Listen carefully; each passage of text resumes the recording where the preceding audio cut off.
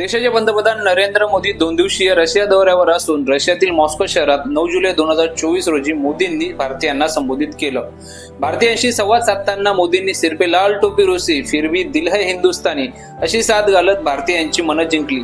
त्यानंतर रशियातील क्रेमलिन येथे आयोजित सोहळ्यात पंतप्रधान नरेंद्र मोदी यांना या ठिकाणी रशियाच्या सर्वोच्च नागरी पुरस्काराने सन्मानित करण्यात आलं। Order of saint Andrew the apostle हा रशियातील सर्वोच्च नागरी पुरस्कार असून रशियाने भारताचे पंतप्रधान नरेंद्र मोदींचा या पुरस्काराने गौरव केला आहे। रशियाचे राष्ट्राध्यक्ष व्लादिमीर पुतिन यांच्या हस्ते क्रेमलिन येथे एका सोहळ्यात हा पुरस्कार प्रदान करण्यात आला। मला मिळालेला पुरस्कार हा भारतातील 140 कोटी भारतीयांचा हा सन्मान असल्याचं नरेंद्र मोदी यांनी म्हटलंय।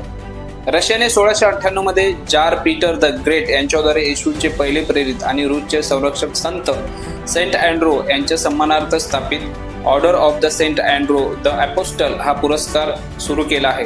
उत्कृष्ट नागरिक किंवा सैन्य योग्यता म्हणून या सर्वोच्च नागरिक पुरस्काराने सन्मानित केलं जातं।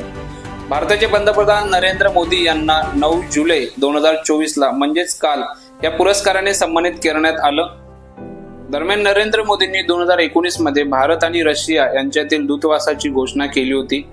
भारत आणि रशिया यांच्यात विशेष अधिकार प्राप्त रणनीतिक करार तसेच भारत आणि रशियातील मैत्रीपूर्ण संबंधाला अधिक मजबूती देण्यासाठी केलेल्या प्रयत्नामुळे मोदींना हा पुरस्कार प्रदान करण्यात आला आहे।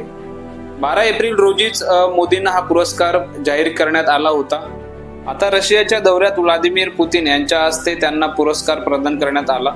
या पुरस्कार वितरणावेळी मोदी आणि पुतिन यांची गळाभेटही या ठिकाणी झाली। एकंदरीत बोलायचं झालं तर भारताचे आंतरराष्ट्रीय लेव्हलला मैत्रीपूर्ण चांगले संबंध आणि त्यातल्या त्यात नरेंद्र मोदी यांना मिळालेला पुरस्कार हा भारतीयांसाठी एक गौरवाचीच गोष्ट। तर मित्रांनो, पुन्हा भेटू अशाच एका नवीन व्हिडिओ सोबत। तोपर्यंत नमस्ते, जय हिंद, जय महाराष्ट्र।